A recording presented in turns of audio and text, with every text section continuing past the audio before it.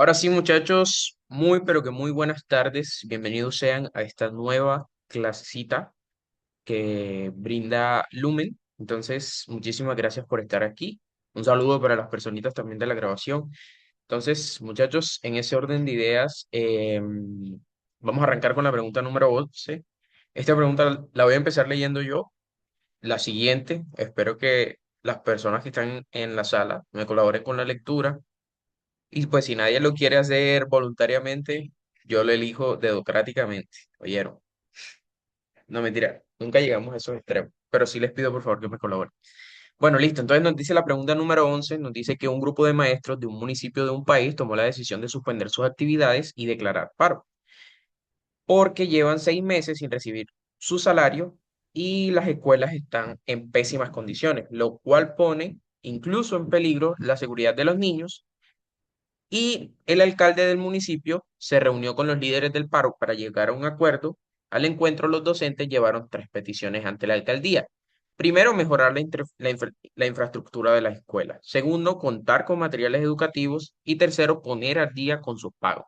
Y te dicen que durante la reunión, el alcalde les dijo a los líderes lo siguiente: vamos a hablar con confianza. Y es que esto no salga de esta sala. Yo prometo hacerles un bono de un mes de salario dentro de las próximas 24 horas mientras gestiono más recursos. Pero necesito más plazo porque ustedes saben que el municipio es pequeño y y no cuenta con mucho presupuesto. Entonces yo no necesito, perdón, leer las peticiones que me traen para saber que lo que quieren es dinero, que le suban los sueldos. La verdad es que ustedes los maestros son unos interesados y solo les preocupa su propio bolsillo. Así que necesito que me colaboren.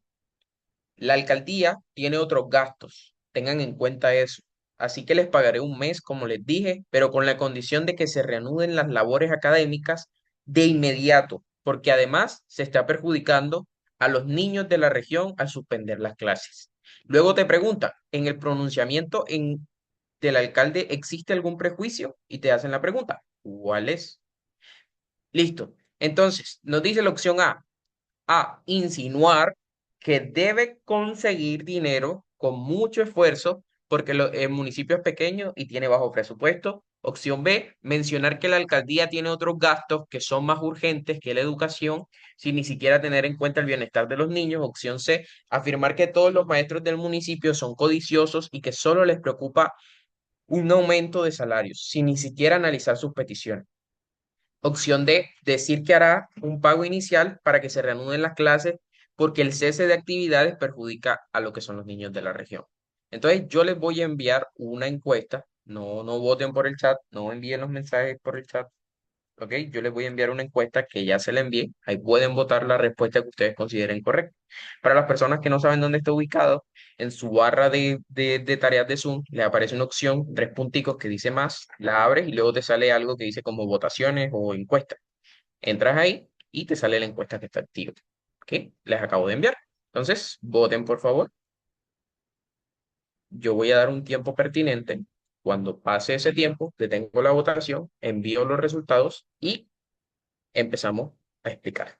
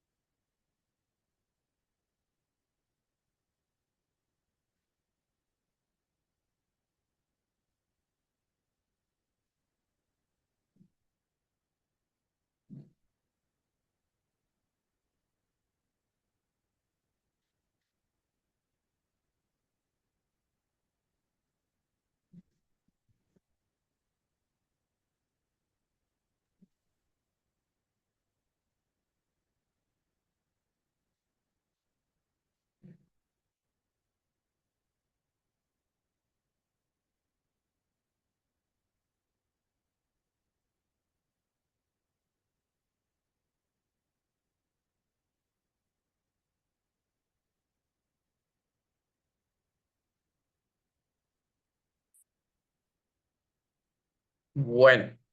Listo, vamos a ir cerrando la votación. Ya les compartí los resultados. Oigan, como les dije, en la barrita de tareas, no sé si estás en el celular, si estás en el computador, te debe salir abajito donde te sale por lo menos donde dice para activar el micrófono, para activar tu video, los participantes, entre otras cosas, te debe salir una opción que dice más. En esa opción que dice más, aparece una opción que dice votaciones o encuestas. Ustedes entran ahí y ya pueden votar. Ya esta yo la cerré, entonces no van a poder votar. Entonces, para la próxima.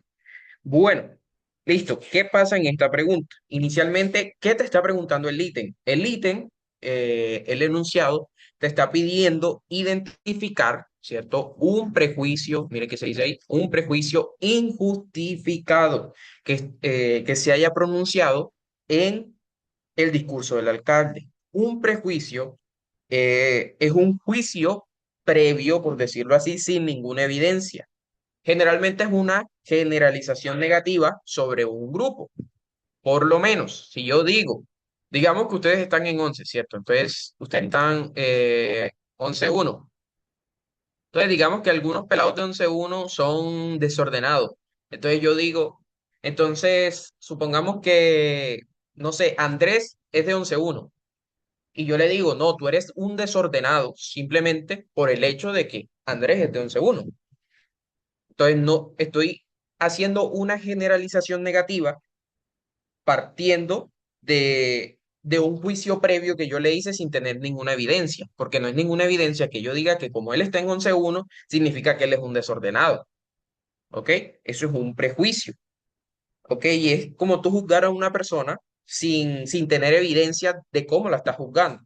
O como decirle que porque, no sé, que porque es mujer no tiene, digo, sí, porque es mujer no tiene las mismas capacidades. Eso también es un prejuicio. También es un estereotipo, que también es otra cosa.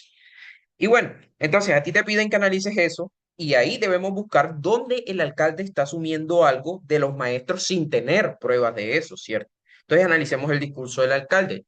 El man les dice, yo no necesito leer las peticiones. Hicieron 3 peticiones, ¿cierto? Las vimos ahí arriba, porque sé que lo que ustedes quieren es dinero, o sea, lo que quieren es plata, que le suban los sueldos y no piensan y dice, y ustedes son unos interesados que solo les preocupa su propio bolsillo. Sí, bien interesante que está la vaina. Y bueno, aquí hay dos cosas importantes. Primero, el man no está revisando las peticiones, partiendo desde ahí, y está generalizando sobre los maestros. Están diciendo, a fin de cuentas, que ellos lo único que quieren es plata, pero el texto ya dijo que las peticiones, ¿cuáles eran? No era ni la primera petición. La primera petición, ¿cuál es? El mejoramiento de la infraestructura. La segunda es más materiales educativos y la tercera es ponerse al día con los pagos a fin de cuentas. No están, perdón, los maestros no están exigiendo que les paguen más plata, están exigiendo que les paguen los dineros digamos, los meses que están atrasados de lo que ellos trabajaron, ¿cierto? Entonces, es decir, solamente el salario de ellos. Entonces, esa partecita ahí es exactamente lo que nos conlleva a nosotros a qué? A un prejuicio.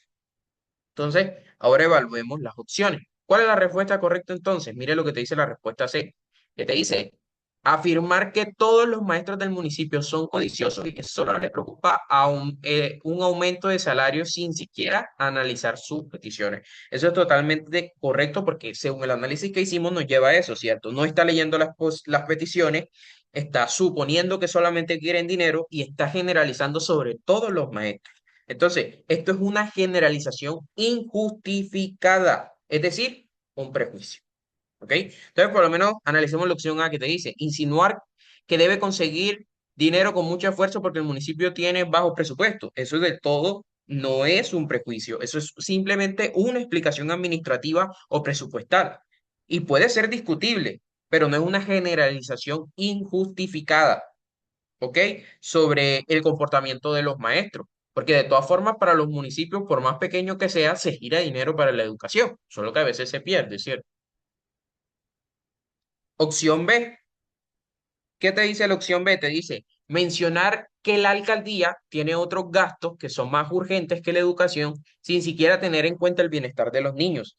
Oigan, esto tampoco es un prejuicio, eso es una priorización presupuestal, que puede ser correcta o puede ser incorrecta desde el punto de vista que lo veamos, pero no está implicando una idea preconcebida, por decir así, sobre los maestros, o no se está adelantando a lo que esté ocurriendo sobre los maestros, ¿ok? Entonces luego tenemos la opción de que nos dice decir que hará un pago inicial para que se reanuden las clases porque el cese de actividades perjudica a los niños de la región. Eso tampoco es un prejuicio, eso simplemente es una propuesta de negación. Ahí verán los maestros si se atienen a lo que él dijo o no, o sea, si aceptan o no. Y puede ser una presión política a fin de cuentas, pero no es una generalización injustificada, ¿ok? Y a nosotros nos piden eso, una generalización injustificada, que es igual a qué? A prejuicio.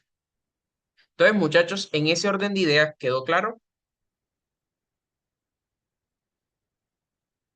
Muchachos, ¿les quedó claro? Sí. Listo, bueno. Listo, listo, listo, listo.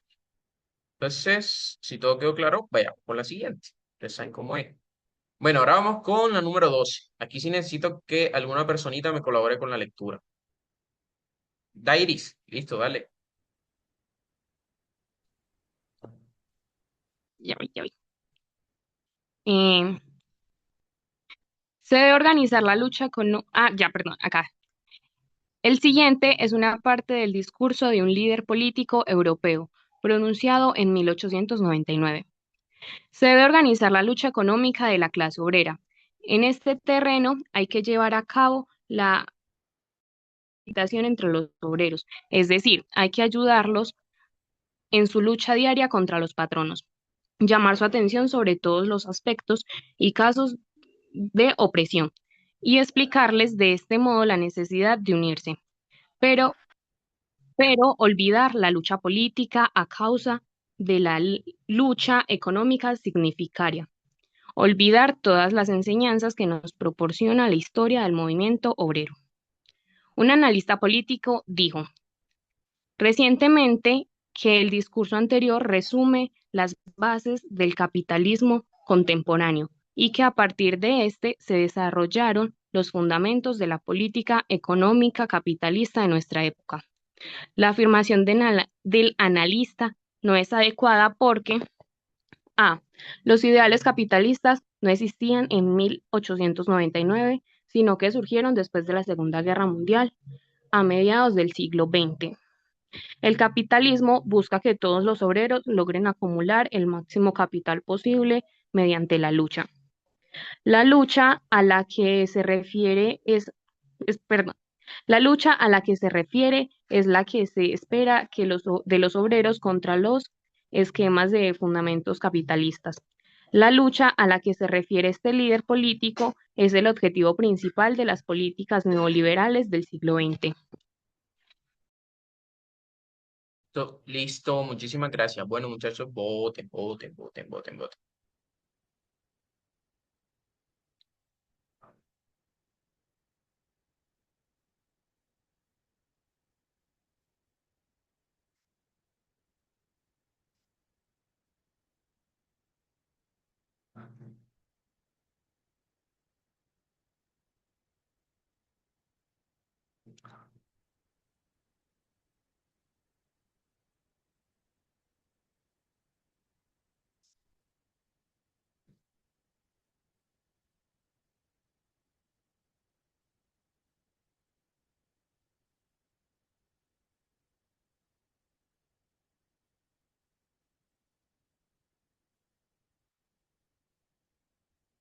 José David pregunta, ¿a qué hace referencia con los patronos? Es como una forma de decirle a los empleadores, o sea, a las personas que son dueñas de las empresas o de los negocios, que son los que contratan los trabajadores.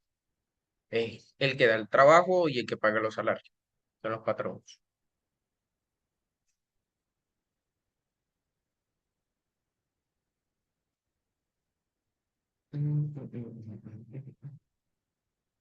Bueno, voten, voten, voten, voten, voten. Yo sé que este está como más complicadita que la de arriba, pero El tema de analícenme.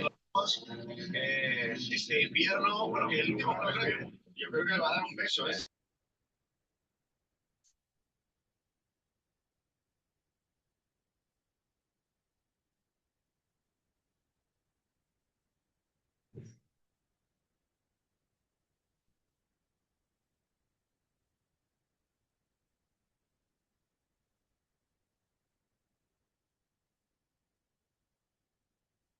Bueno, voy a ir cerrando la encuesta.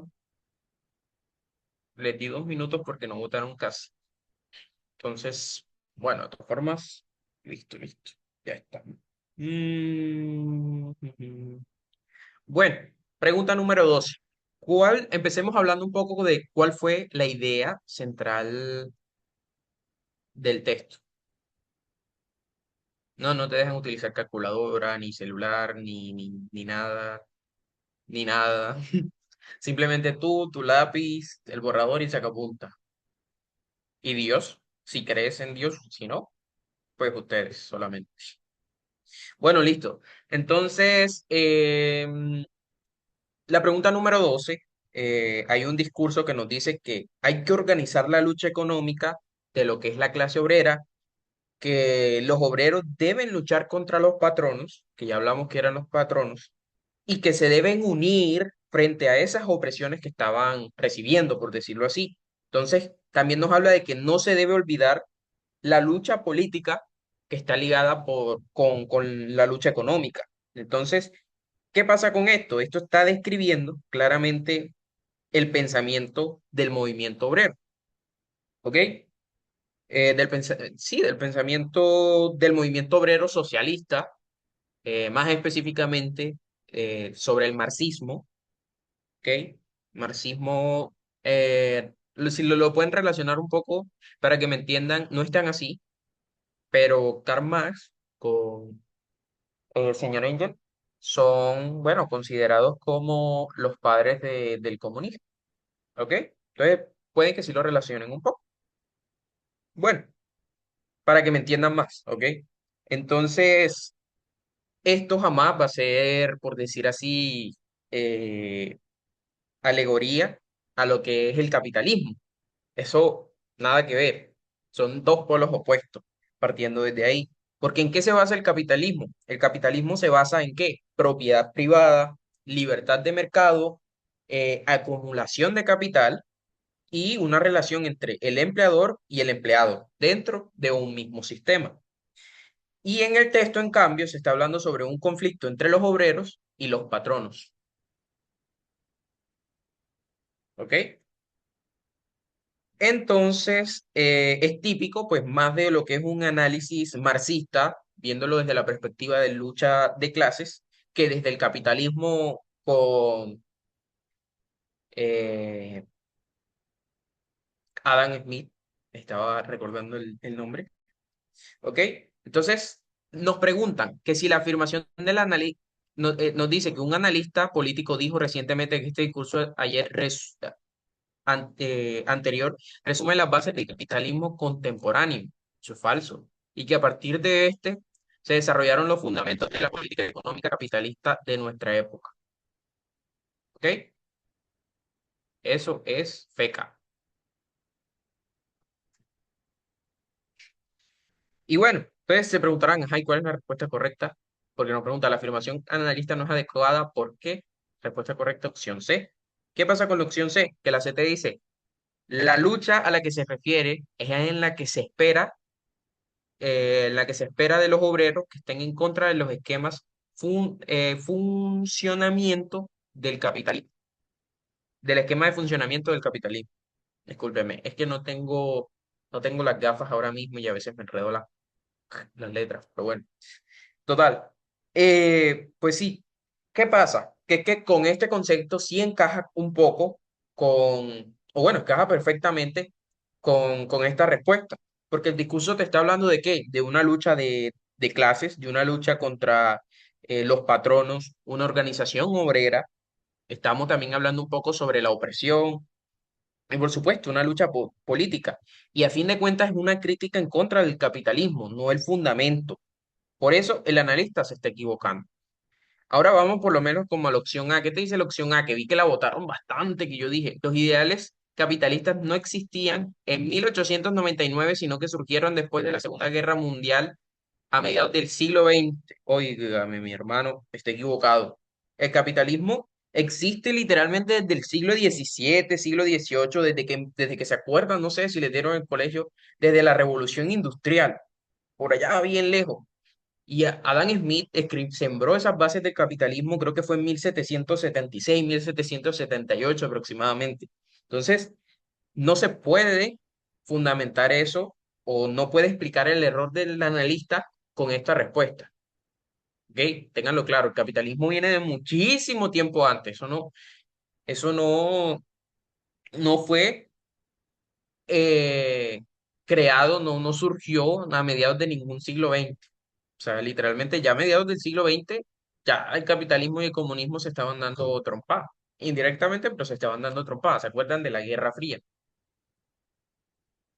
Y bueno, por lo menos tenemos la opción B que te dice, el capitalismo busca que todos los obreros logren acumular el máximo capital posible mediante la lucha. Eso es también falso, porque eso no describe lo que es el capitalismo.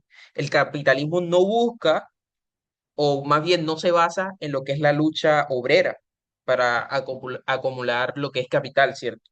Sino se basa en lo que es la inversión, en la propiedad privada, en la producción del mercado, por supuesto, pero bueno, de todas formas esta opción tampoco conecta directamente con el error que cometió el analista respecto a lo que está en el texto. Luego tenemos la opción D que te dice, la lucha a la que se refiere el líder político es el objetivo principal de las políticas neoliberales del siglo XX.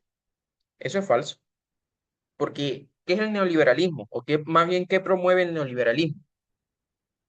Libre mercado, una reducción del Estado, o sea, un Estado cero proteccionista, que no hay intervención del Estado en la economía, y promueve la apertura económica.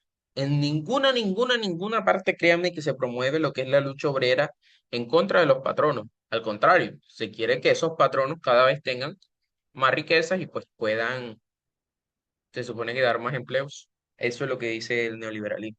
Entonces, muchachos, ¿quedó alguna duda? ¿O todo bien? Digo, ¿entendieron? Sí, Profe, los que respondieron la B, nada que ver. pues sí. Ok, si hay algo que jamás puede pensar es esto. O sea, el capitalismo, comunismo, socialismo, para mí, a fin de cuentas, ninguno es del todo correcto. Todos tienen su caída, por decirlo así. Entonces, ajá. Pero jamás piensen en la vida que el capitalismo va a buscar la lucha obrera, literalmente, o que esas personas tengan el máximo capital. No se puede. Viva el comunismo, por eso, profe. Bueno, ya eso son aspiraciones políticas, ideologías políticas de cada quien. Ya, se respeta, ¿sabes cómo es la cosa?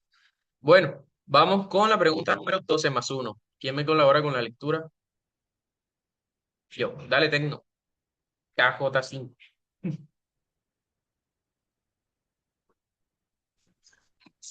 Hacia mediados del siglo XX, en Colombia se celebraron los procesos de modernización, urbanización e industrialización. Como resultado de este proceso, a finales del siglo, la mayor parte de la población y el grueso de la actividad económica del país se concentraban en los grandes núcleos urbanos. Considere ahora la siguiente lista de eventos. 1. Las guerras de independencia. 2. La violencia bipartidista. 3. El golpe del Estado del general Rojas Pinilla. 4. Las migraciones internas del campo a la ciudad. 5. El desplazamiento forzado. 6. La separación de Panamá. De los eventos de la lista, ¿cuáles se asocian de manera directa con el proceso de urbanización del país? A. 2, 3 y 6. B. 2, 4 y 5. C. 1, 4 y 6. D. 1, 3 y 5. Listo, muchísimas gracias. Bueno, vote.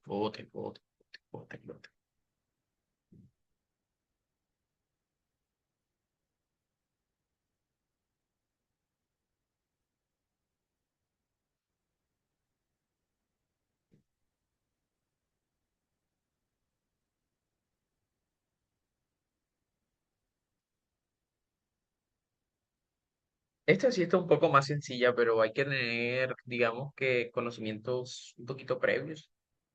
Pero pues no son nada del otro mundo.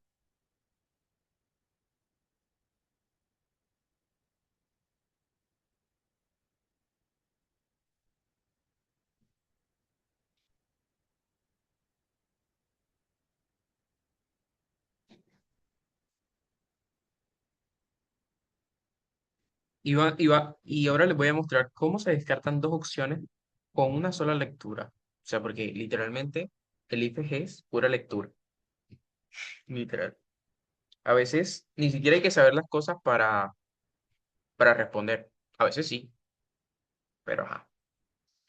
¿A qué hora se acaba, hombre? Estamos empezando.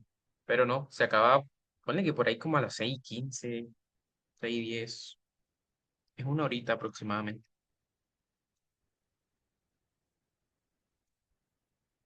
¿Sabes cuánto es 12 menos 2? Obviamente son 14 menos 1, 12 más 1, 20 menos 7. ¿Yo cuánto saqué? Depende. Depende quién pregunte. No, mentira. Pues he hecho la prueba bastantes veces, diría yo. De hecho, la he hecho 5 veces. Pero la vez que saqué más, no, he sacado 2 veces 400. Les puedo decir eso. La quinta vez, ¿cuánto saqué? ¿Cuánto le costó?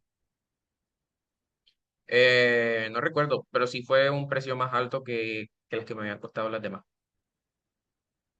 ¿Qué método utilizaste? Estudiar cuadernillos y leer bastante. Yo, ajá, literalmente me la pasaba estudiando todo el santo día, desde que empezaba el día hasta que terminaba.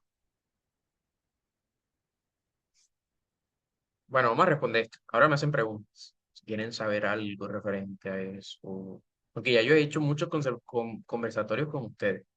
Pero bueno, listo. Pregunta número 12 más uno, que nos dice que consideremos ahora los siguientes eventos. Ta, ta, ta, ta, ta, y nos preguntan de los eventos de la lista, ¿cuáles se asocian de manera directa al proceso de urbanización del país? Listo, entonces analicemos uno por uno. Les voy a enseñar cómo se descartan dos opciones o sea, con un solo análisis.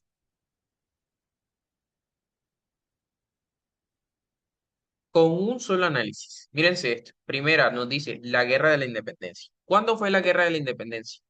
¿Cuándo fueron las guerras de la independencia más bien? Porque eso no tuvo una fecha exacta. Dicen que el 20 de julio, pero ahí empezó todo. Mm, oigan, ustedes no se saben en qué año empezó lo de la independencia. Fue en el año 1810. Y adivinen qué siglo nos dice. Siglo XX. 20. ¿Y qué siglo es este? 19. Entonces, eso literalmente eh, se sale del contexto porque nos están pidiendo que esté relacionado con la urbanización del siglo XX, ¿cierto? Y las guerras no provocaron ninguna migración masiva de campo a ciudad, a fin de cuentas. Entonces, eso es falso. Entonces, mira que esta descartada. La que yo rayas ahí está descartada. Y si yo descarto esta, ¿cuál respuesta descarto? La primera, la C y la D. Ya se descartaron con eso. Nos queda la A y la B. Entonces, por lo menos tenemos la segunda, que es la violencia bipartidista. Ese periodo fue cuando entre 1948 y 1958. ¿Y cuál fue la consecuencia más importante? Que los campesinos huyeron a zonas rurales y que hubieron, por decir así, muchos traslados a ciudades para escapar o hasta cierta parte pues de ese conflicto. Entonces eso creó un aumento de población urbana.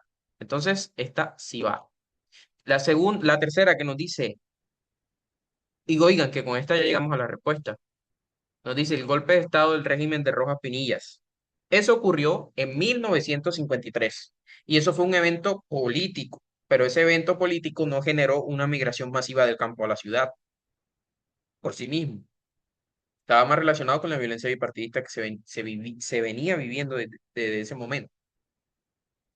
¿Ok? Entonces no directamente no lo hizo, entonces descartado. Luego tenemos por lo menos cuatro, el de migraciones, y si ya descartamos el tres, descartamos la A. Como descartamos la A, la respuesta correcta es la B.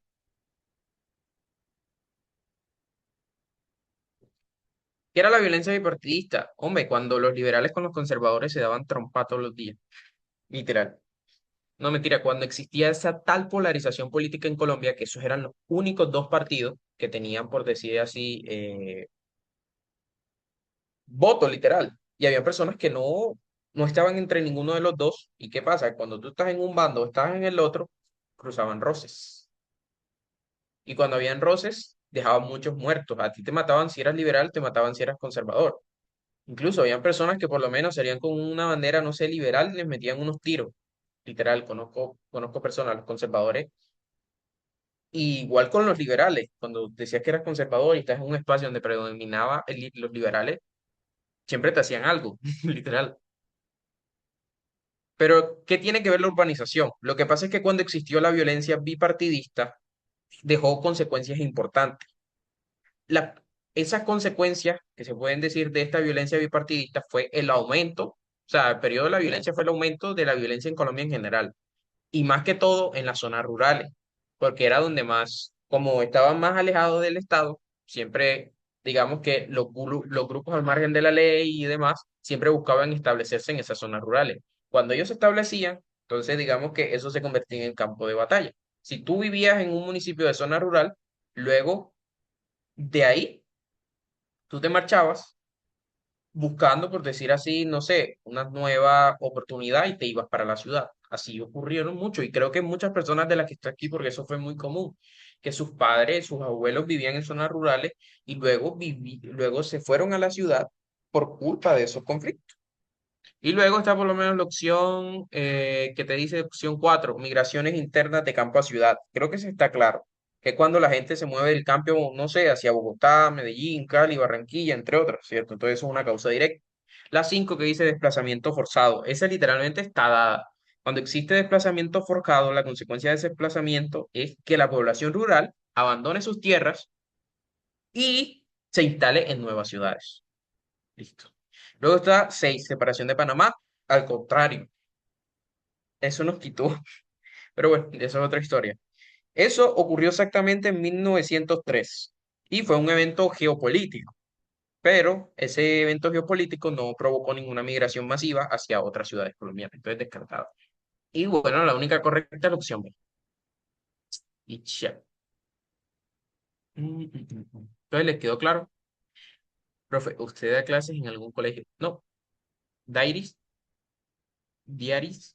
Sí, sí, punto. Profe, una pregunta, es que no entendí bien por qué la de Rojas Pinilla no iba, porque si bien pasó en el siglo XX, me habían dicho que, por ejemplo, sí fue algo que impactó mucho a la población colombiana y también no fue tan mala porque ayudó mucho al desarrollo urbano y, bueno, ayudó mucho al desarrollo de Colombia a pesar de todo lo que pasó.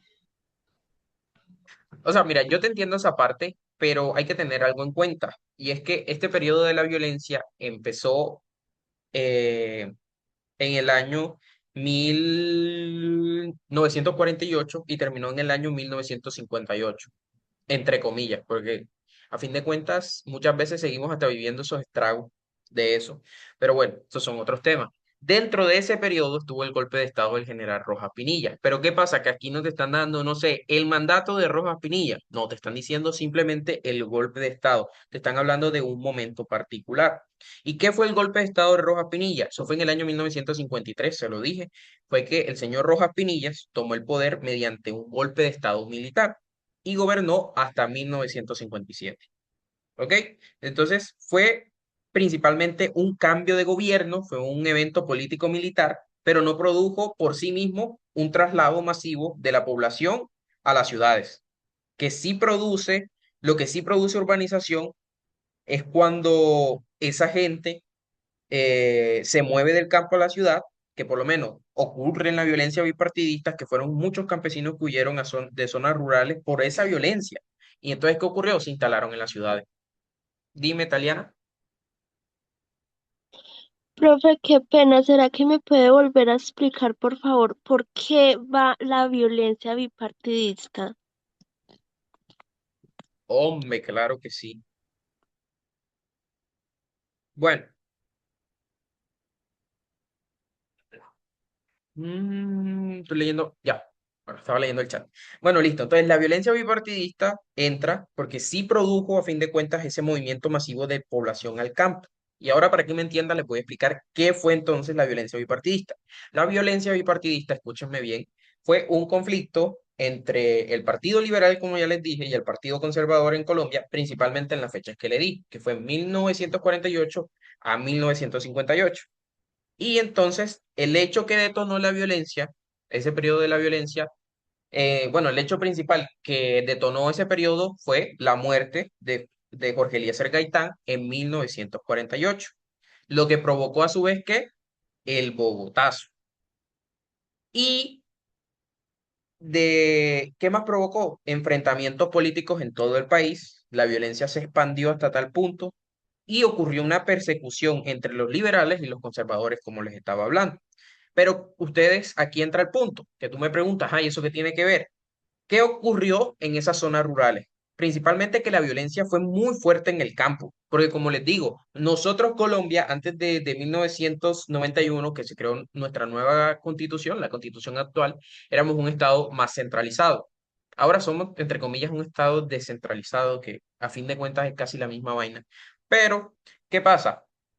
Que cuando éramos ese estado centralizado, las zonas rurales, al estar más apartadas de las ciudades principales, eran más, por decir así, inestables en gobierno y demás. O sea, ¿qué pasa? Entonces, eso le sirvió a muchos grupos, no sé, pueden ser, si los quieren ver, al margen de la ley, por decirlo así, para asentarse y como ellos gobernar esa parte. ¿Ok? Entonces, eh, ocurrieron esos ataques entre esos liberales y esos conservadores. Ocurrieron bastantes asesinatos, ocurrieron quemas de pueblos enteros y una persecución política bastante marcada. Y muchos campesinos tuvieron que huir para poder salvar sus vidas. Habían campesinos que por lo menos, no sé, por el simple hecho de ser liberal y luego llegaba a un asentamiento, no sé, conservador, lo perseguían hasta que lo mataran, literalmente, así. Por ese simplemente hecho, si tú eras liberal, y no es como ahora, que tú por lo menos, hay gente que, no sé, eh, de pronto tiene una afinidad política con el presidente actualmente y tú vas a una parte donde hay gente que no tiene afinidad política con el presidente y tampoco es que te van a matar, ¿ok? Entonces, ajá, los periodos han cambiado bastante, pero en ese entonces ponle que tú eres, si eras rojo y te veían los azules y era pescarte. O sea, literalmente así no te conocieran ni nada, ni nada, por el simplemente hecho de tú ser eh, liberal o conservador, ya te volvías objetivo militar.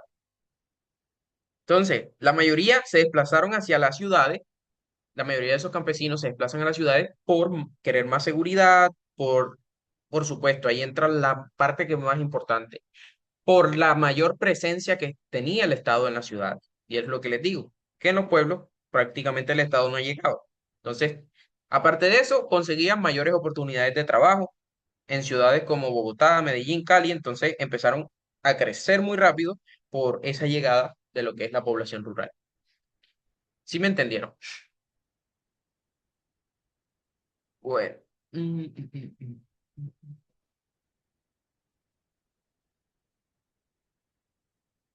Bueno, entonces, ¿está claro? Díganme si sí, si no. Por ahí me hicieron Sí, una profe, pregunta. muchísimas gracias por la aclaración. Qué pena. Listo, listo, no te preocupes. Por ahí me hicieron una pregunta, pero es que nos extendemos mucho si te la respondo. Y es que me dice en qué año se crearon los... Porque hay que hablar mucho. Pero fueron, pues, el surgimiento empezó por allá eh, en los años 60 aproximadamente. Las guerrillas, pues, hablando en ese orden. Te puedo decir la fecha, así por encimita. La FARC, que fueron las Fuerzas Armadas Revolucionarias de Colombia, se crearon en 1964, junto con el ELN, se creó ese mismo año también. El M-19 se creó en 1974. El EPL, que es el Ejército Popular de Liberación, se creó en 1967. Y, ajá, cada uno tiene cada uno empezó eh, con sus, por decir así, movimiento político-social. Hay tecno, lo que pasa es que para poder hacer esa afirmación que tú hiciste hay que a veces estudiar muchas cosas, porque es que la guerrilla no son la causa de la violencia en Colombia, la guerrilla es una consecuencia de la violencia en Colombia, ¿ok? Entonces, cuando partimos desde ese lugar, entendemos que esto, y ustedes se preguntarán, eh, eche, si tú lees los nombres de la FARC, del ELN, del EPL, del M-19, tienen nombres hasta bonitos, Fuerzas Armadas Revolucionarias de Colombia, Ejército de Liberación Nacional, porque todo tenía un objetivo, todo tenía un norte. Pero el problema es que, ¿qué pasó? Apareció la plata.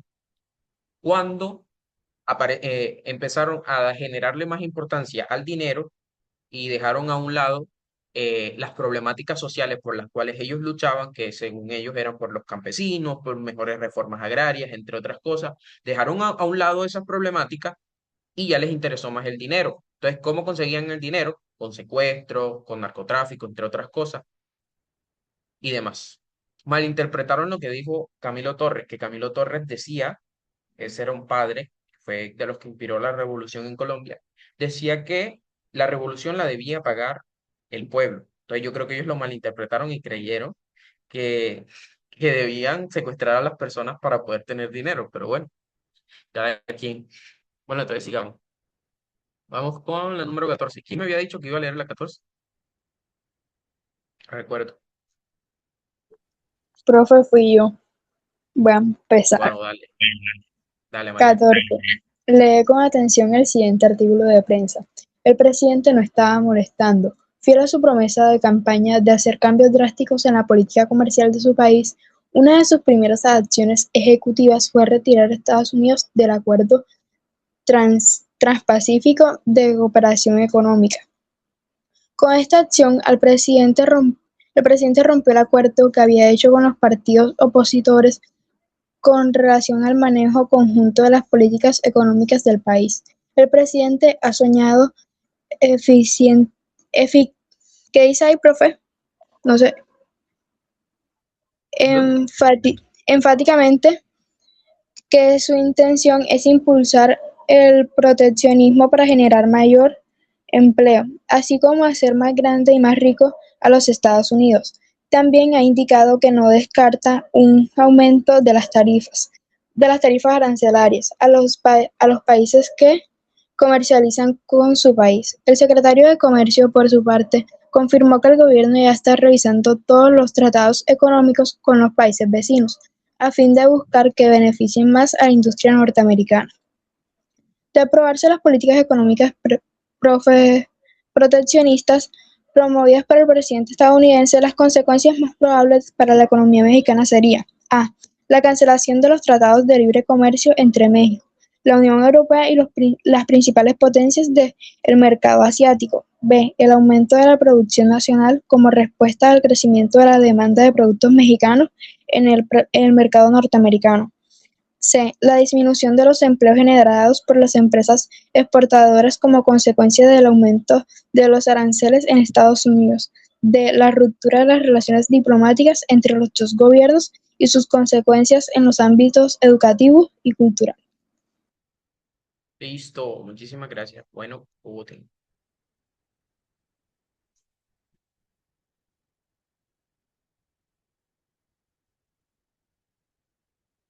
Pues sí. Entonces, ajá. Colombia, el resumen de todo, como siempre digo, siempre que me preguntan, el resumen de todo, la violencia en Colombia siempre ha sido, si se fijan, ¿quiénes eran los guerrilleros? Gente pobre. ¿Quiénes eran los paramilitares? Gente pobre. ¿Y quién eran los soldados? Gente pobre. O sea, en Colombia la violencia ha dejado muchas, pero muchas muertes y tienen algo en particular, que siempre es los pobres matándose con los pobres. Mientras que en Colombia, las personas que manejaban el poder y mandaban a esos pobres se hacían más ricos. Legal o ilegalmente. Literal, ese es el resumen. Puede sonar muy abstracto y muy todo lo que quieran, pero a fin de cuentas es así. Sí, pues dale, dale, Natalie.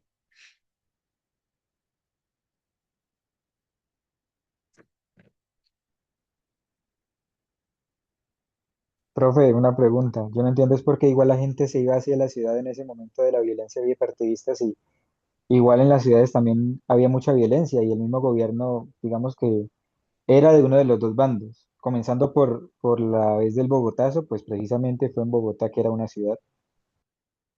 Cristian, lo que pasa es que hay algo particular y es que, como yo les dije, la presencia estatal. Eso era muy importante. De pronto sí es verdad que existía en todas partes de Colombia, hasta en las ciudades, pero en las ciudades era mucho más controlado. Aparte de que esa violencia, ¿qué pasó? Digamos que las personas que vivían de las cosechas y demás, lo que ocasionó es que ya esas personas no tuvieran tampoco un medio de trabajo, que se fueron a la ciudad también a buscar trabajo. Pero en la ciudad estaba mucho más controlado eso de que si tú eras esto, te señalaban y eso. Pero como en las zonas rurales, estaba mucho más apartado, no existía, literal, no existía una presencia estatal, a ti te mataban y ya no había ley, ni nadie iba a pagar, ni nada. O sea, a fin de cuentas, literal, así. Entonces la gente se sentía más segura en las ciudades y por eso empezó todo eso. Y también por la parte del trabajo. Dime, Emilia. Bueno. Ya. Listo. Número 14. Nos preguntan. eh, De aprobarse las políticas económicas proteccionistas promovidas por el presidente estadounidense, la consecuencia más probable para la economía mexicana sería, ¿cuál es la respuesta correcta? Opción C. La disminución de los empleos por las empresas exportadoras como consecuencia el aumento de los aranceles de Estados Unidos. Listo. ¿Y qué pasa? Que es que el artículo explica que el presidente de los Estados Unidos retiró su tratado, su TTP, su acuerdo transpacífico de cooperación económica. Y el man lo que quiere es impulsar el proteccionismo. El proteccionismo es una medida económica que busca la intervención del Estado en la economía, brindando subsidios, entre otras cosas más, y cerrando las puertas a las importaciones, o sea, a los productos de afuera. Busca que solamente la economía nacional crezca, ¿ok? Busca, a fin de cuentas, que las empresas colombianas, te pongo un ejemplo, no sé, está Coca-Cola y está, no sé, Rey Cola, porque vamos a ponerle un nombre, y Rey Cola es colombiano, entonces le pongo más aranceles a Coca-Cola para que Rey Cola venda más. Porque si yo le pongo más aranceles, ¿qué son los aranceles? Son los impuestos a las importaciones, los impuestos que se le ponen a las cosas que vienen de afuera. Entonces, si yo le pongo más impuestos a este y este queda más libre de impuestos, este va a tener un valor mucho más reducido y puede ser mucho más interesante en el mercado. O sea, como un ejemplo. Y bueno, entonces eso lo que ocasiona que favorecer la economía nacional de los Estados Unidos. El proteccionismo es igual poner barreras al comercio exterior. Dejémoslo ahí, para así que proteger la producción nacional. Un ejemplo de un país con proteccionismo, el mismo Estados Unidos, literal. O sea, ¿te acuerdas de lo que pasó? Pongamos un ejemplo un poco, lo que pasó con Huawei. Huawei es una empresa de tecnología china y literalmente Huawei antes de pandemias, por allá ponle 2017, rompió todos los estándares de tecnología y estaba súper avanzada. ¿Qué hizo Estados Unidos? Eso, aunque para muchos puede que no cuente como eso, para mí cuenta como una medida proteccionista. ¿Qué hizo? Le cerró todas las puertas al mercado estadounidense a Huawei para que así no tuviera acceso como que a los avances tecnológicos de Estados Unidos y las empresas de Estados Unidos, como Apple, entre otras cosas más, tuvieran avance y no se quedaran atrás. Eso te puedo poner un ejemplo. Entonces, bueno, pues sí. Entonces, cuando nosotros hablamos del proteccionismo, es poner barreras al comercio exterior para así proteger la economía nacional. Entonces, nos preguntan que si cuál es la consecuencia más probable en la economía mexicana. Si le estoy cerrando la puerta, les estoy cobrando más a las personas que están trayendo productos de afuera. ¿Qué va a pasar entonces con con esas empresas? Van a tener una reducción de sus utilidades. Al tener una reducción de utilidades, ¿qué va a pasar? Que los empleados que trabajaban para esas empresas, digamos que ya esa empresa no va a tener para sostener a la misma cantidad de empleados. Entonces, ¿qué nos dice la C? Una disminución de empleo generado por las empresas exportadoras como consecuencia de un aumento de los aranceles de Estados Unidos. Totalmente correcto.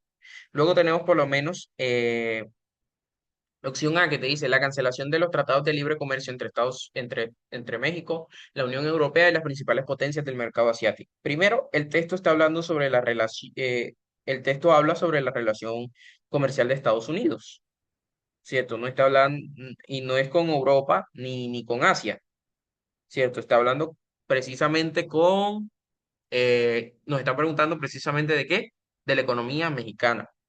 Entonces, además, es importante decir que Estados Unidos, aumentando los aranceles, no está obligando a México a cancelar los tratados con otros países, que es lo que te está queriendo decir ahí también.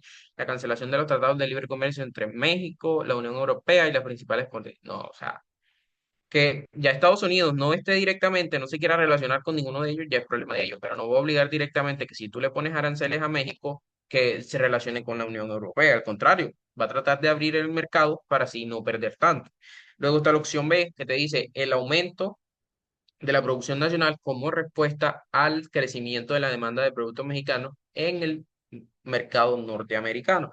Eso es correcto porque los productos mexicanos se venden menos en Estados Unidos. Entonces, no hay un aumento, por decir así, de la demanda. De hecho, ocurriría lo contrario. ¿A qué me refiero con demanda? A la cantidad de productos que se están vendiendo en ese mercado. Si hay un aumento de producción nacional, no, no esperes que va a crear un aumento de la demanda de los productos que vienen de afuera, porque a fin de cuentas le están cobrando más por crear productos. Entonces, al contrario, va a ocurrir una disminución. Si a ti te están cobrando más, no sé, tú estabas vendiendo 50 camisas y ahora te están cobrando más, tú no vas a vender más camisas, porque ahora las venden más caro y compites menos con el mercado que pone que había una persona que las vendía a 20.000 y tú las vendías a 25. Entonces, como a ti te subieron los aranceles, tú te vas a tener la obligación, pues, para no tener pérdida, vas a tener que subir la mercancía a 30.000 en este caso. En cambio, esa persona tiene libertad y ahora te la puede poner en 18 y ahí tú vas perdiendo. Tú no vas a comprar más, tú no vas a mandar más mercancía, al contrario, va a disminuir. Opción de la ruptura de las relaciones diplomáticas entre los dos gobiernos y consecuencias en el ámbito educativo y cultural.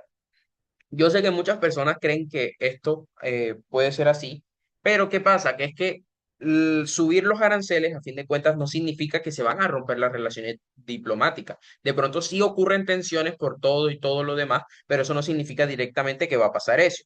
Los países pueden tener disputas comerciales, a fin de cuentas, y seguir teniendo relaciones políticas normales. Por lo menos, si ves lo que está pasando con Colombia y Ecuador. De pronto sí hay tensiones diplomáticas, pero todavía no se han roto las relaciones diplomáticas del todo. ¿Ok? Entonces, sí, y ven que Ecuador atacando y ataca y ataca. No tiene que ver a fin de cuentas una cosa con la otra. Profe, un tip. Cuando en clases de pre-IFES, de ciencias sociales o para todos, cuando dé sueño o intente dar consejo.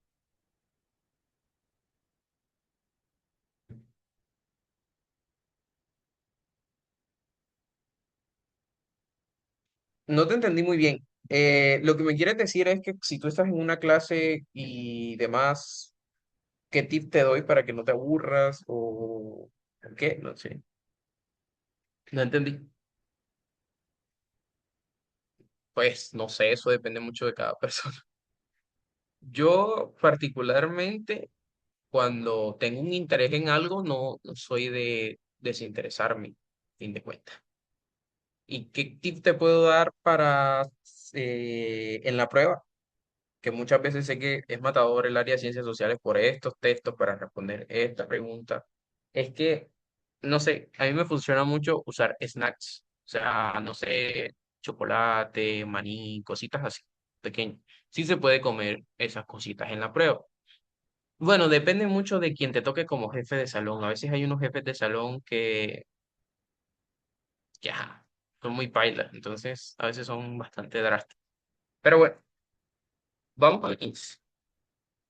Entonces, ¿quién quedó de colaborarme con el 15? No recuerdo.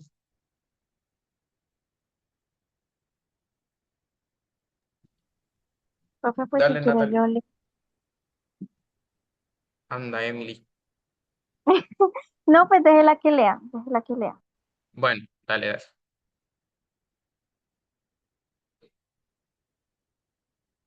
Sí, yo se los mando, no se preocupe. Dale, Natalie. Disculpa por interrumpir. Bueno.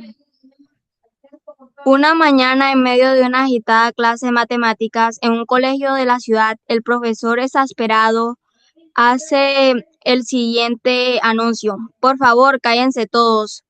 Dado el pésimo comportamiento que han tenido hoy, voy a adelantarles el examen final para este mismo momento. Saquen lápiz y papel y resuelvan los 10 ejercicios que voy a copiar en el tablero. Tienen el resto de la clase para terminar y el examen vale el 30% de la nota final. No comprendo por qué hacen estas cosas, pero ahora deben enfrentar las consecuencias de sus actos. Tras un momento de silencio, los alumnos protestan, pero el profesor de espaldas y escribiendo en el tablero no les presta atención. Frente a esto, uno de los estudiantes le pide a sus compañeros que hagan silencio y se dirige de la siguiente manera al profesor.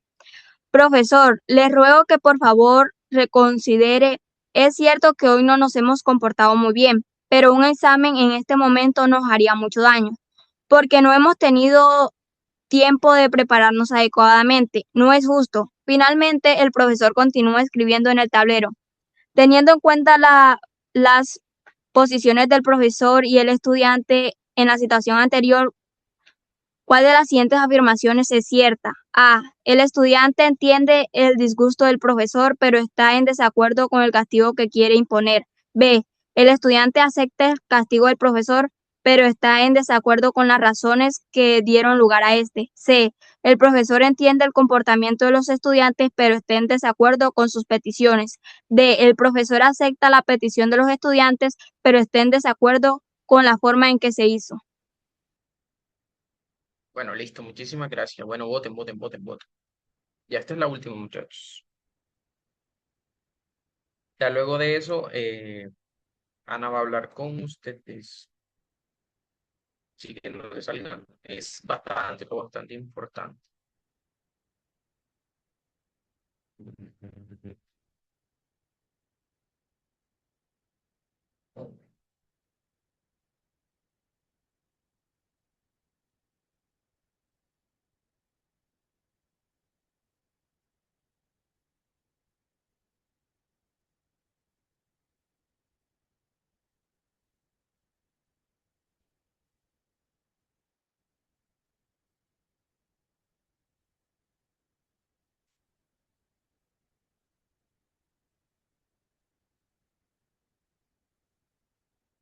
Y muchachos, en la encuesta, por favor.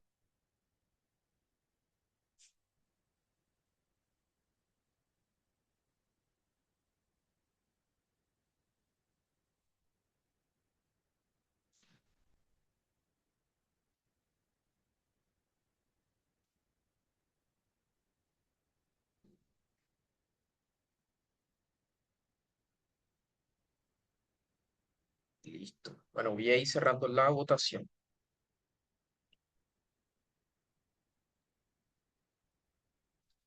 Bueno, listo. Entonces nos preguntan, teniendo en cuenta ¿qué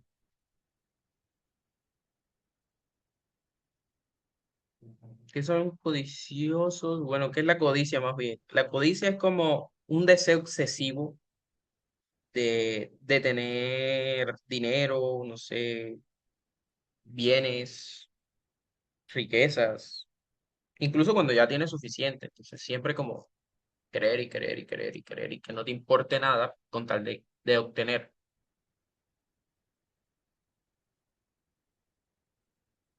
No, Santiago, en físico se consiguen muy pocos y los que se consiguen son un poco obsoletos. Te tocaría tenerlos, imprimirlos y demás. Ahora mismo, yo antes tenía un driver que me gustaba regalarlo, pero ahora mismo no lo tengo. Lo tengo bastante desactualizado, entonces. Chicos, igual en la Bueno, descripción del grupo, perdón Ángel por interrumpirte, pero ahí también hay material para que revisen en los gratuitos en la ah, descripción. verdad, verdad, verdad, verdad. Sí, debajo del link, ya me acordé. Hay un drive. Ahí están. Si los quieres en físico, solamente coge, los imprime y va acá. Ya. Bueno, listo. Entonces, ahora sí, hablemos de la pregunta. ¿Qué está haciendo el profesor? El profesor está, digamos, molesto por el mal comportamiento de los estudiantes y decide adelantar el examen final y hacerlo de forma inmediata y que valga el 30% de la nota. Entonces, dice que ahora deben enfrentar las consecuencias de sus actos, le dice a los muchachos. Entonces, ¿qué dicen los estudiantes respecto a eso? Dice, profesor, es cierto que hoy no nos hemos comportado muy bien. Entonces, ahí está la clave. Porque el estudiante reconoce que el profesor tiene razón, tiene un punto válido para él estar molesto, ¿cierto? Pero luego le dice que un examen en este momento nos haría mucho daño. No hemos tenido tiempo para prepararnos y no es justo. Entonces el estudiante, digamos que en este caso no está de acuerdo con el castigo. ¿Cuál es el resumen? Que el profesor cree que los estudiantes deben enfrentar las consecuencias de sus actos y los estudiantes reconocen que se están portando mal, pero consideran que es injusto el castigo. Entonces te pregunta que teniendo en cuenta las posiciones del profesor y el maestro, ya las vimos en la situación anterior, ¿cuál de las siguientes afirmaciones es cierta? ¿Cuál es la respuesta correcta entonces? La opción A. Claro. Dice, el estudiante entiende el disgusto del profesor, pero está en desacuerdo con el castigo que quiere imponer. Totalmente correcto. Porque eso coincide exactamente con el texto. Reconoce que hubo mal comportamiento, pero pide que se reconsidere la parte de lo que es el examen. La opción B que te dice, el estudiante acepta el castigo del profesor, pero está en desacuerdo con las razones que dieron lugar a este. ¿Qué pasa? Eso es falso, porque el estudiante no acepta el castigo. Está pidiendo que lo reconsidere.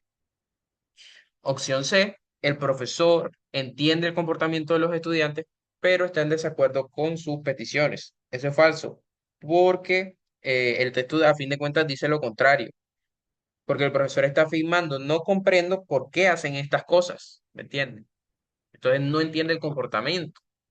Al contrario, le parece como que, ajá, ¿y por qué hacen esto? Es lo que les quiere decir. Entonces, luego tenemos la opción de que te dice, el profesor acepta la petición de los estudiantes, pero está en desacuerdo con la forma en que se hizo. Eso es falso, porque el texto termina diciendo que el profesor continúa escribiendo en el tablero. Entonces, está ignorando la petición. Entonces, falso. Entonces, muchachos, ¿quedó claro? Mm, Profe, súper claro, muchas gracias. listo. Gracias. Otro dice otro. Un tip para eso. No, organiza las ideas, Laura. Uno siempre debe organizar por lo menos. Yo enseguida le saco la tesis, saco qué me quiere decir tal fragmento, o sea, qué me dijo este fragmento, luego qué me dijo esto, y si me piden que los compare, ya yo voy, pero voy sacándola por partes, y voy sacando las ideas. Es importante sacar las ideas centrales de cada fragmento que te estén dando. Bueno, entonces muchachos, en ese orden de ideas, pues muchísimas gracias por estar aquí, por pues, prestar atención, por querer aprender un rato y demás. Entonces... Los voy a dejar con Ana, pero la verdad les agradezco muchísimo por asistir. Espero que les haya gustado mucho. Eh, Ustedes saben, con mucho cariño. Espero pues que les sirva, si hayan aprendido un poquito y o se hayan entretenido. Chévere, bacano. Entonces, los dejo con Ana. Muchísimas gracias. Muchas gracias, Ángel. Profe, Chicos, creo que alguien habló. Sí, no se salgan. Bueno, gracias Ángel, gracias por la clase. Chicos, les tengo una pregunta. ¿Les gustó esta clase? ¿Qué les pareció? ¿Sí les gustó? La verdad, Profe, estuvo súper bueno. profe, en lo personal estuvo Gracias. excelente la clase. Ay, qué bueno. Muchas gracias, Ángel, de verdad. Y bueno, Ya estuvimos el martes con ciencias, ayer matemáticas, hoy sociales. Mañana vamos a tener ronda de preguntas y bueno, les voy a presentar por aquí unos pequeños tips, también la información pues de nuestro pre-ICFES para que miren acá. Y pues también resolver algunas dudas porque yo sé que ustedes tienen un montón de dudas, entonces nada. Ahí ya están viendo la pantalla, pueden confirmar por favor. Sí, señora. Ah, Gracias. Sí, señora. Bueno, listo, les tengo primero una pregunta. ¿Ustedes saben cuántos estudiantes, no la cantidad exacta, sino como un porcentaje, del 100%, cuántos estudiantes ustedes creen que entran a la universidad? Más o menos. Profe, No sé, por ejemplo, el 80%, no sé. yo puedo decir que por ahí el 82, 84. Ok, acá vemos 60, 40, bueno chicos, digamos que del total de personas que, que pueden entrar a la universidad, o sea, que se gradúan de bachillerato, entran solo el 57%, obviamente sin contar a las personas que, por ejemplo, no hacen primaria, o sea, únicamente aquí estamos contando los que llegan hasta bachillerato, o sea, imagínense la cantidad de gente que pues no entra por diferentes situaciones, ¿cierto? Entonces, de aquí pues surgen bastantes cosas, ¿no? Como que cuáles son esos problemas que identificamos a lo largo, digamos, de estos 4 años que llevamos, porque las clases como tal nosotros las empezamos desde 2022. Entonces, lo primero que hemos identificado es que los estudiantes, digamos, la mayoría sí estudia. O sea, ustedes ven que no sé, de alguna u otra manera, los estudiantes como que se involucran en las ICFES, como que, no sé, en el mismo colegio a veces hay como actividades. Pero mira que muchas veces eso no garantiza que saquen un buen resultado. Entonces, ¿cuáles son los problemas principales? Primero es que no se está practicando como con el tiempo real, porque muchas veces ustedes saben que el ICFES tiene muchas preguntas, unas 260 más o menos aproximado. Entonces, muchas veces lo que pasa es que se quedan sin tiempo. Y hay preguntas que, si ustedes se quedan en ellas, porque hay preguntas que son pues más complicadas que otras, ustedes lo saben, si se quedan mucho en esas, pues les quita tiempo para otras, ¿no? Y otro de los errores también es que no saben, por ejemplo, en qué están fallando, ¿cierto? Entonces, como hay esta materia, pues uno a veces hace suposiciones, como que yo pienso que estoy mal en matemáticas, pero realmente ustedes se han medido como en un simulacro o algo así que de verdad les digan qué nivel están. Entonces, sí. Em, bueno, y aquí habían escrito, soy calendario de presento las pruebas el 15. Los links esos links están en la descripción del grupo, ¿cierto? Entonces, si ustedes no les dejan entrar directamente, ustedes simplemente copian esa descripción, la pegan en su WhatsApp y ahí ya les aparecen los links de Drive, que esos links ahí hay no. simulacros, hay bastantes cositas que les va a ayudar, porque digamos que ese material es como para los grupos gratuitos. No es tan completo como el de los proyectos pagos, pero aún así de verdad les va a servir un montón. Pero eso es a lo que me Mm, refiero, servir a mí que tu calendario ve. sí, sí te sirve porque como tal calendario A y calendario B son muy similares, o sea, la diferencia mayor es que realmente pues son las fechas. Los de calendario B presentan ahorita en marzo y julio es calendario A. Yo soy una de ellas, me gradué y no fui a la universidad ni hice la ICFES exacto. Exacto, por muchas veces por, digamos, falta de oportunidades o que no les alcanza el puntaje o así, es que muchas personas de verdad no pueden entrar. Por ejemplo, tú, Katy, me imagino que estás acá porque las vas a presentar, ¿cierto? Porque estás interesada de pronto en ya ingresar a la universidad. Y mientras tanto, también me gustaría preguntarles a ustedes qué les gustaría estudiar. María Ángel, no te preocupes. ¿Te tiene Eh, preocupada inglés? Ok, entiendo. eh, Entiendo. Profe, en mi caso, a mí me gustaría estudiar medicina, ¿no? Sabemos que una materia, una carrera que posee mucha demanda, entonces me gustaría prepararme con Lumen como para romperla en la IFE y tales. Sí, súper, César. Entonces está súper bien eso. Nosotros, digamos, tenemos varios profes, por ejemplo, Ángel ahorita está estudiando medicina, al igual que Oscar, que fue el profe de ayer de matemáticas. Oscar sí rompió mucho, o sea, súper bien porque él sacó 491 en el ICFES, pero no lo sacó a la primera.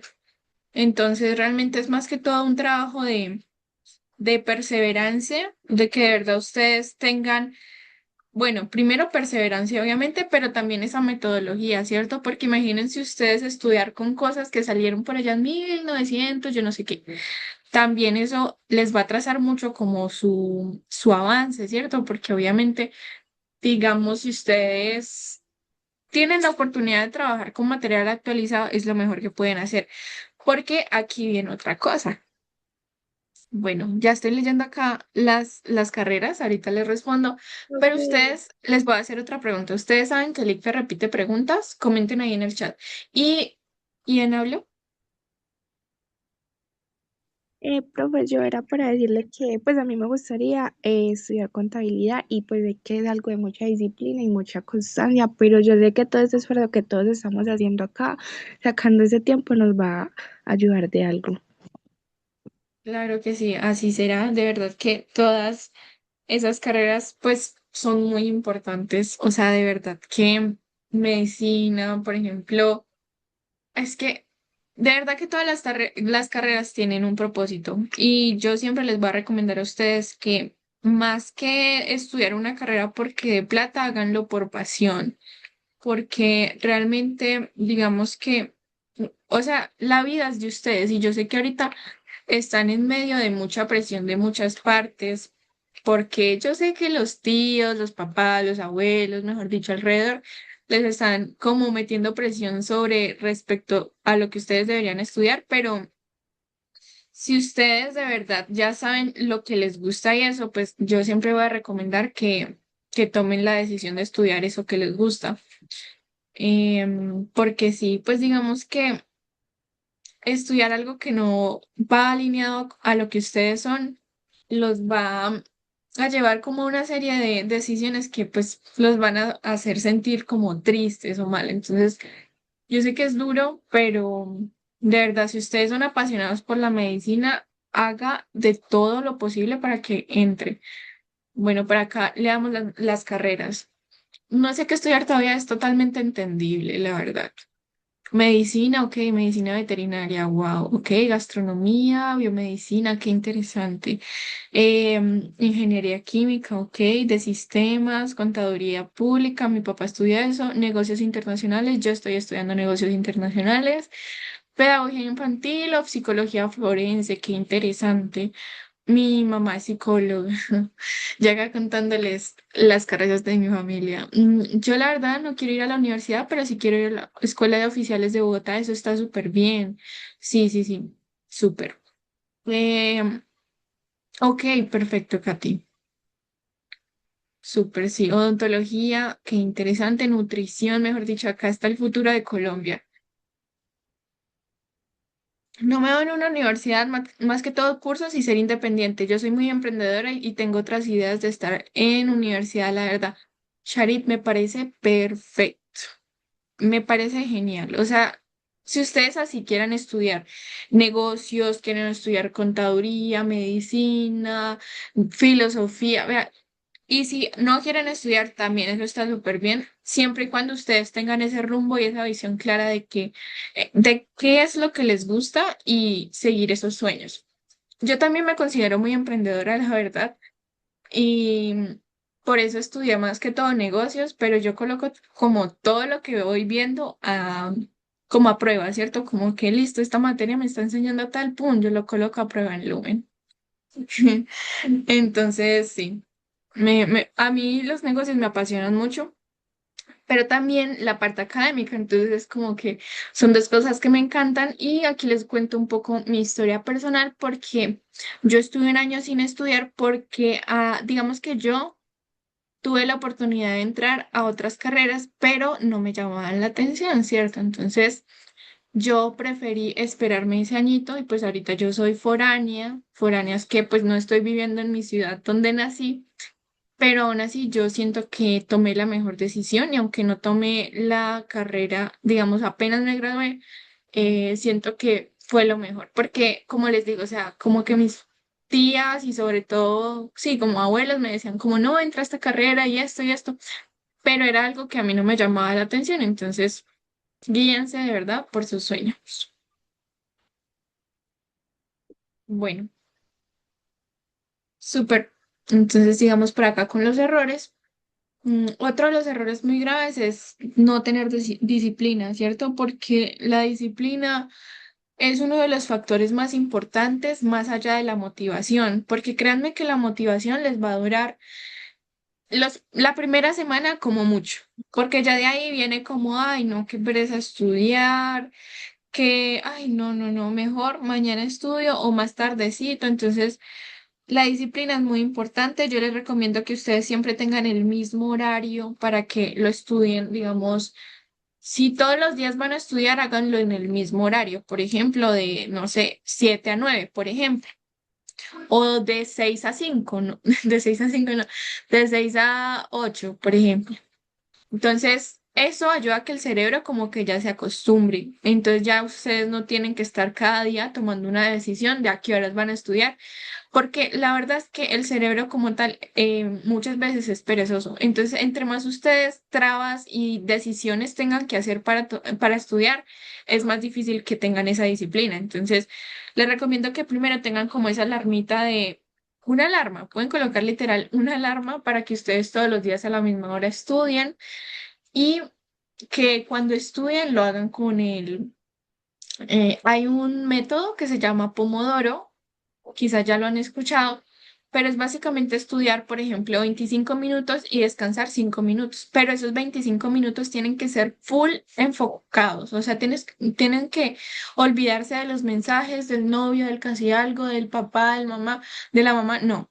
Tienen que enfocarse de verdad esos 25 minutos, o hay personas que dicen, no, 25 minutos me parece muy poquito. Yo mejor voy a estudiar 50 minutos y descanso 10 minutos. Pero entonces esas son como secuencias. Entonces ustedes terminan los 25 minutos, van 5 minutos de descanso y vuelven otra vez 25 minutos de estudio. Entonces ustedes pueden decir, ok, voy a dar 3 rondas este día para trabajar matemáticas, por ejemplo. Entonces, de verdad que les sirve demasiado. ¿Listo? Entonces, sería eso. No sé si también les suena familiar de pronto esas palabras de no sentirse suficiente o esas palabras que les dice como, ay, no, me falta disciplina porque yo empiezo súper motivado y estudio las 7 horas al día.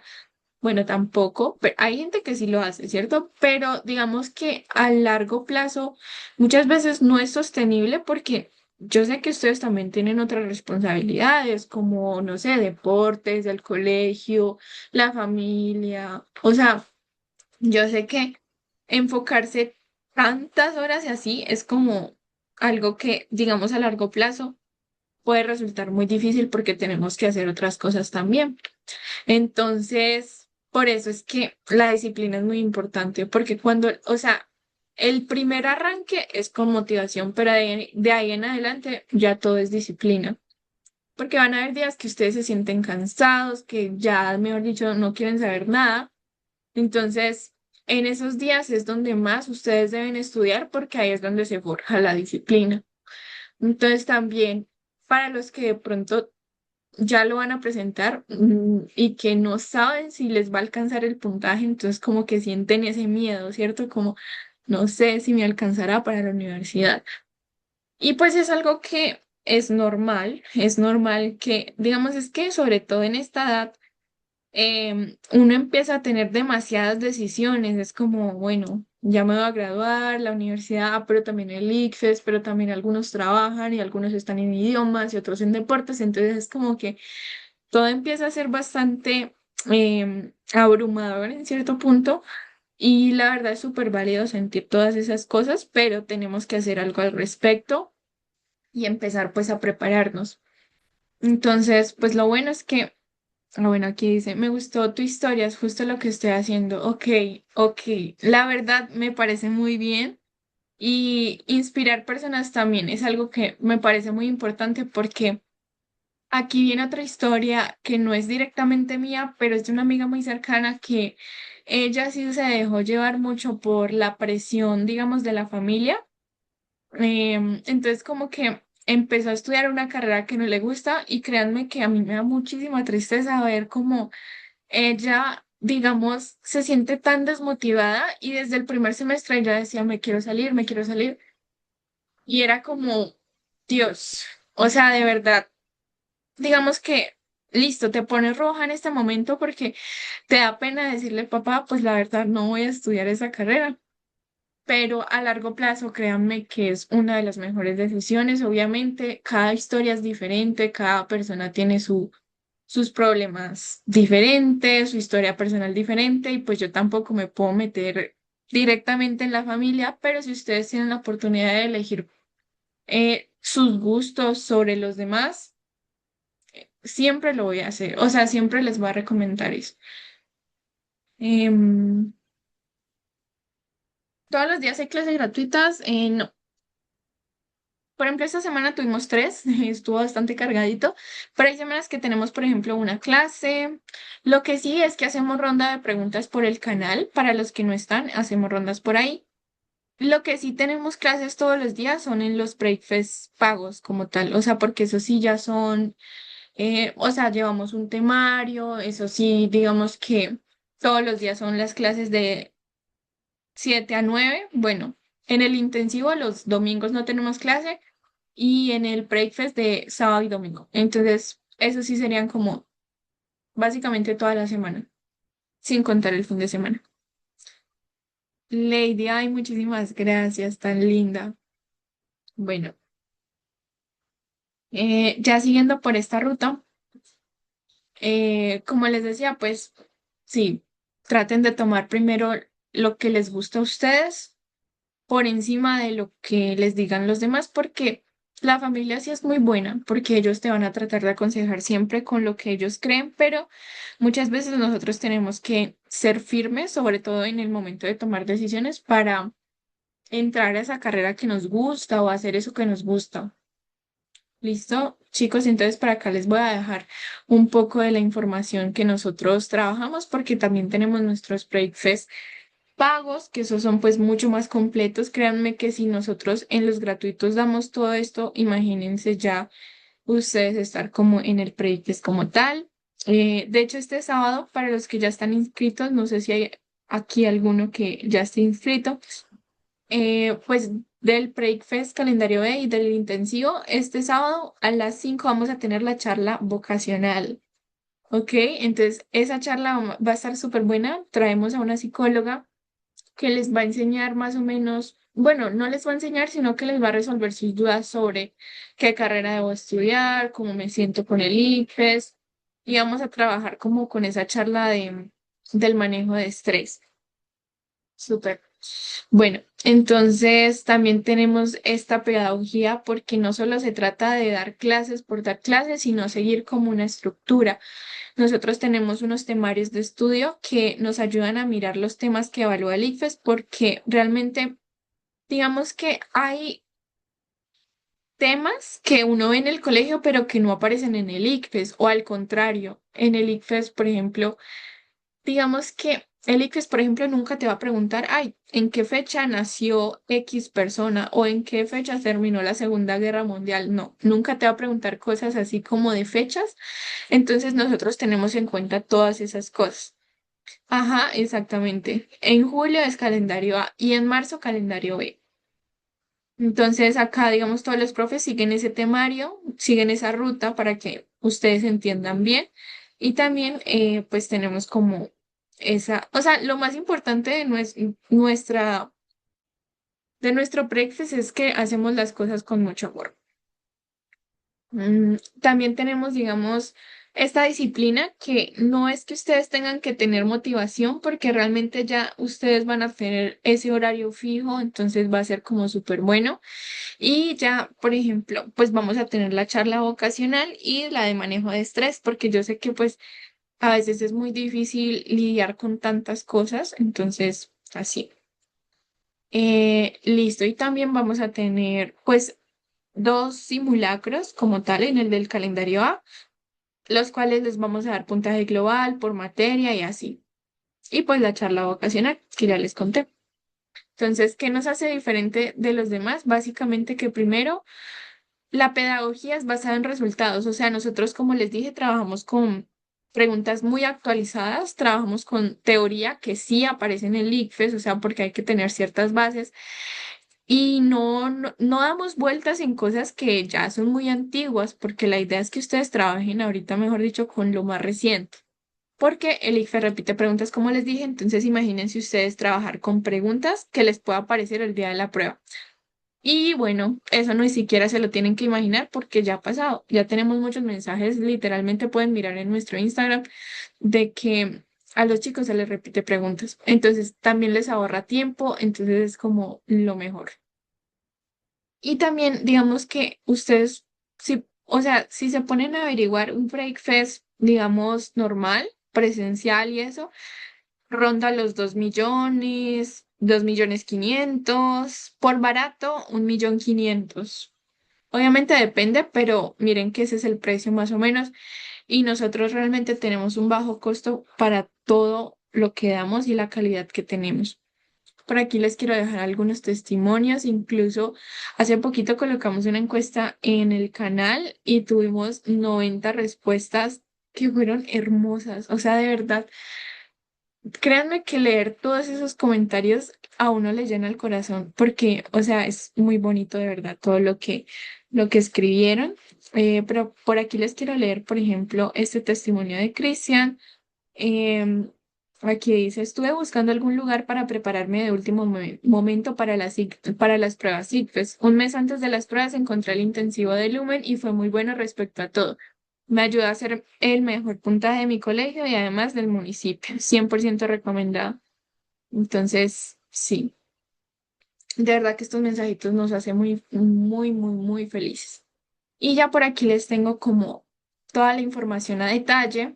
Como tal, este intensivo ya inició, pues ya inició el 21, pero ahorita el que va a iniciar es este. Este tiene un valor de 320.000 pesos, pero ahorita hasta el 7 de marzo va a quedar en 285 porque estamos en preventa.